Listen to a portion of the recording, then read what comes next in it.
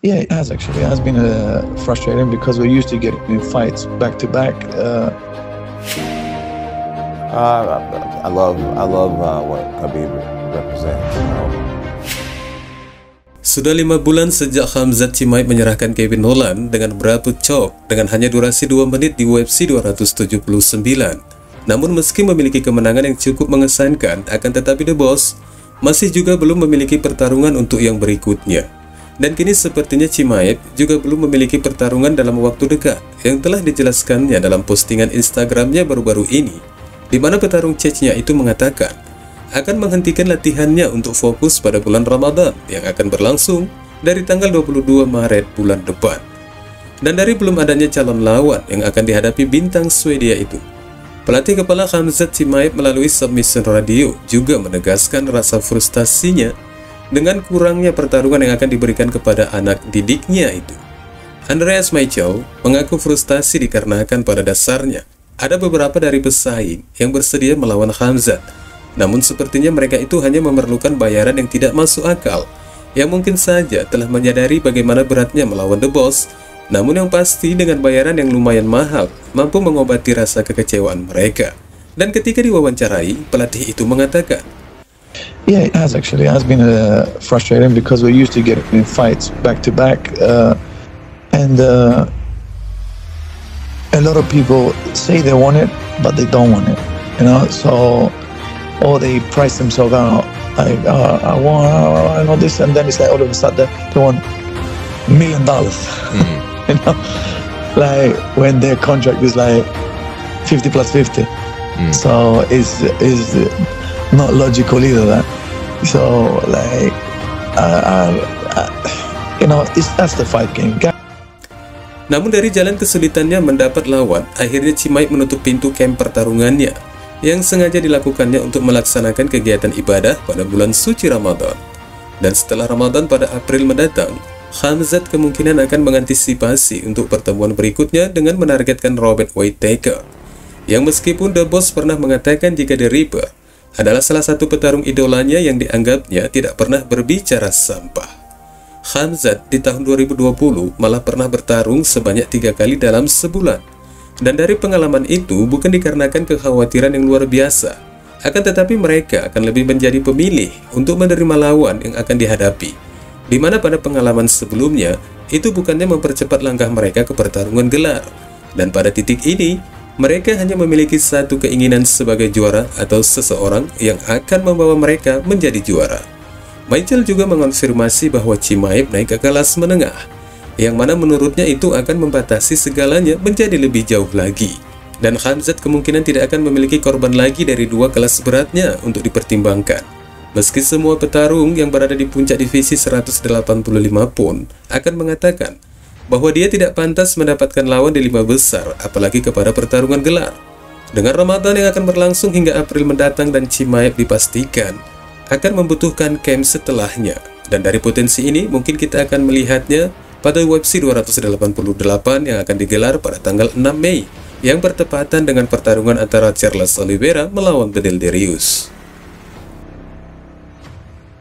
Petarung yang akan memulai debutnya setelah 3 tahun absen dari pertarungan, Jon Jones, baru-baru ini mengungkapkan sesuatu tentang Khabib Nurmagomedov, yang mana jika dicermati dari pembicaraan petarung yang akan melangkah ke kelas berat UFC ini, ternyata bisa dikatakan mengagumi sosok Khabib, yang menurut dari pandangannya, Bond sangat menyukai dari gaya Khabib sebagai seorang muslim dengan mewakili negaranya.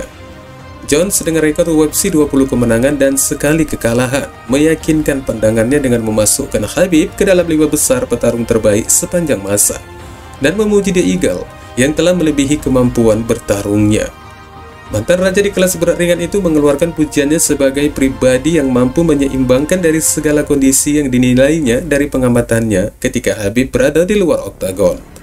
Bersama RMC Sport Prancis, petarung yang akan melawan Cyril Gane itu menjelaskan dengan mengatakan, I love what Khabib represents. We've had our differences in the past. I've made some quotes about him, but there's never really been a real beef.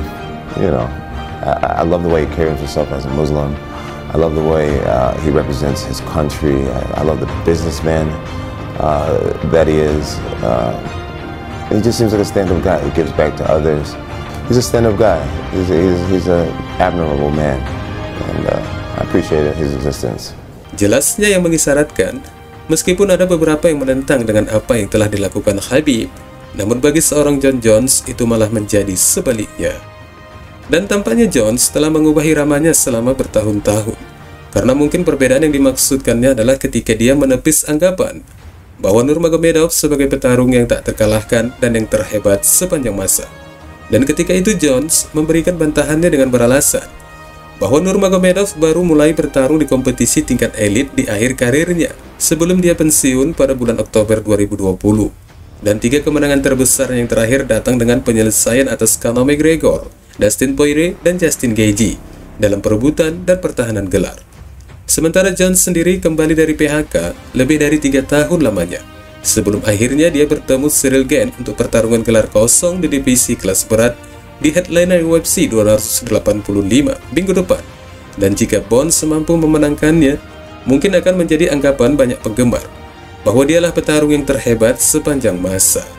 Di luar dari bagaimana kuat dan tangguhnya petarung yang akan dihadapi, namun Jones mungkin harus lebih memikirkan lagi jika Khabib adalah petarung yang tidak terkalahkan di divisinya dari 20 pertarungan yang diselesaikannya. Sementara Bones telah mengalami kekalahan sekali untuk karir MMA-nya dan sekali yang terjadi di bawah promosi UFC. Dan bentrokan lainnya di kelas berat UFC antara penantang peringkat ketiga Sergey Pavlovich dan penantang peringkat keempat Curtis Blaydes dijadwalkan untuk mengambil penghargaan acara utama di acara UFC Fight Night pada tanggal 22 April mendatang. Di tengah 5 kemenangan beruntun yang mencakup 5 kemenangan KO berturut-turut, mantan juara kelas berat Fight Night Global, Pavlovich, baru-baru ini mendapatkan kemenangan KO dominan 54 detik atas Taito Ifasa di UFC Fight Night Orlando pada bulan Desember lalu. Dan kemenangan tersebut membuat Pavlovich mendapatkan bonus Performance of the Night. Dan sementara Blaydes dengan mengendarai 3 kemenangan beruntun yang mengesankan sebagai penantang peringkat keempat, terakhir menjadi headline UFC Fight Night London pada bulan Juli tahun lalu melawan Thomas Spinal dengan mengamankan kemenangan TKO 15 detik setelah yang terakhir mengalami cedera lutut.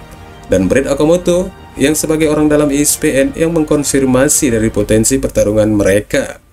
Pavlovich dengan rekor sebagai seorang profesional 17 kemenangan dan sekali kalah, satu-satunya memiliki kekalahan profesional yang datang dalam bentuk kekalahan TKO di ronde pertama di saat bentrok dengan Alistair Overeem di UFC Fight Night Beijing pada bulan November 2016. Kemudian Pavlovich mampu pulih dengan kemenangan KO atas Marcelo Golm sebelum kemudian menyelesaikan Maurice Green, Shamil Abdurakhimov, dan Derek Lewis sebelum kemenangan KO atas Tuivasa pada bulan Desember yang sekaligus memberinya tempat di puncak divisi peringkat ketiga. Sementara Blaydes sebagai seorang profesional dengan rekor 17 kemenangan dan 3 kekalahan sebelum kemenangan TKO-nya atas Espinal pada musim panas lalu, Blaydes berhasil meraih kemenangan beruntun atas Chris Daukaus dan Jairzinho Rozenstruik, dan kemudian menerima kekalahan debutnya melawan mantan juara kelas berat UFC yang tak terbantahkan Francis Ngannou pada tahun 2016. Dan sejak saat itu Blaydes telah mengalahkan orang-orang seperti Mark Hunt, Alexander Volkov, Overeem, serta mantan juara kelas berat yang tak terbantahkan Junior Dos Santos. Wassalamualaikum warahmatullahi wabarakatuh.